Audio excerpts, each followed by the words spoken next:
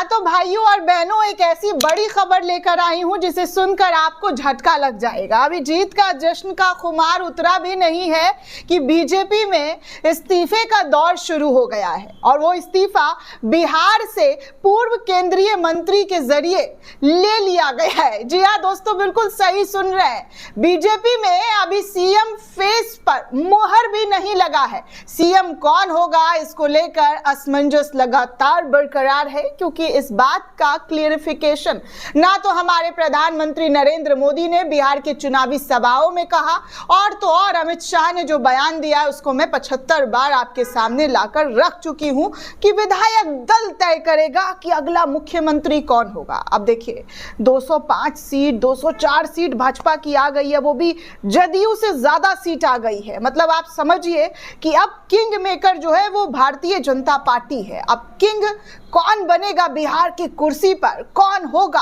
बिहार के सत्ता पर काबिज, ये सब कुछ धीरे धीरे पता चलेगा। लेकिन उसको पता करने से पहले बीजेपी में जो खलबली मची है, जो कोहराम आया है, जो भूचाल आया है, जो इस्तीफा ले लिया गया है या यूं कहे कि पार्टी से निकाल दिया गया है, सच बोलना बीजेपी के लिए बहुत चुभता हुआ जो है वो कहते हैं कि एक एक्शन होता है कि चुभ गया इनको, और इसकी वजह से वो अपने पार्टी के बड़े नेताओं को भी बाहर का रास्ता दिखा देते हैं। भले ही विवादित बयान देने वाले नेता पार्टी में आराम से मलाई खा रहे हो, मंच पर हिंदू मुसलमान करने वाले नेता मस्त मजे कर रहे हो, सीएम की कुर्सी मिल जाती है, ये सब कुछ बीजेपी में चलता है। लेकिन कड़वा और कटाक्ष शब्द जो है बीजेपी को अपने खिलाफ बर्दाश्त तो नहीं होता है।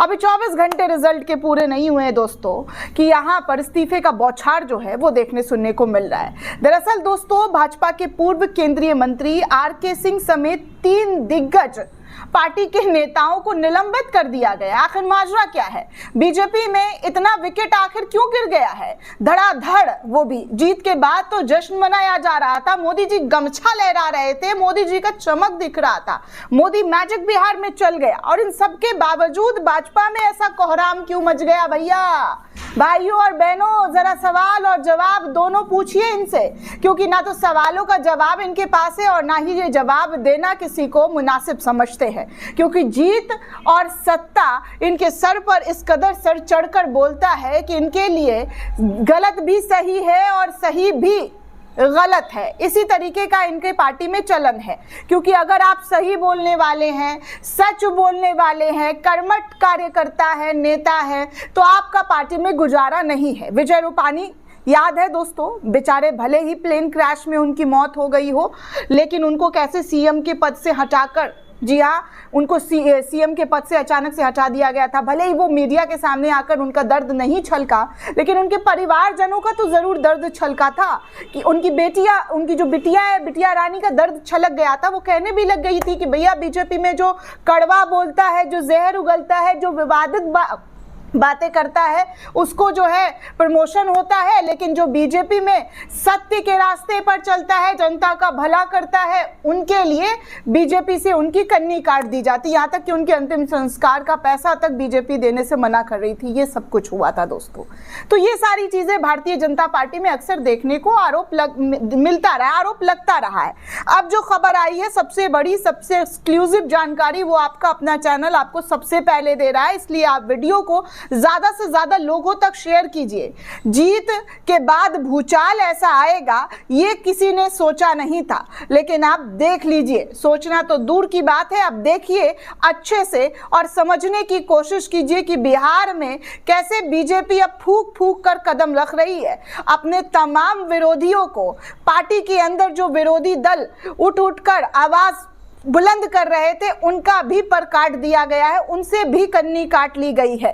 दरअसल दोस्तों, भाजपा ने आरा के पूर्व सांसद और पूर्व केंद्रीय ऊर्जा मंत्री, कोई छोटे मोटे नेता नहीं थे, बल्कि पूर्व सांसद भी थे और पूर्व केंद्रीय मंत्री भी रह चुके हैं, आरके सिंह, विधान पार्षद अशोक अग्रवाल और कटिहार की मेयर उषा अग्रवाल को पार्टी से 6 साल के लिए निलंबित कर दिया है। तीनों पर पार्टी विरोधी गतिविधियों के कारण कार्रवाई की गई है। आरके सिंह पर आरोप है कि उन्होंने पार्टी लाइन के विरोध, एनडीए सरकार एवं भाजपा की नीतियों के विरुद्ध गतिविधियों में संलिप्त होकर विधानसभा चुनाव के दौरान बिहार एनडीए सरकार के विरुद्ध ऊर्जा घोटाला एवं अडानी को दी गई जमीन से 62,000 करोड़ के घोटाले बताते हुए मीडिया में आपत्ति जताई है। मतलब सच बताना भी कितना मुश्किल हो चुका है।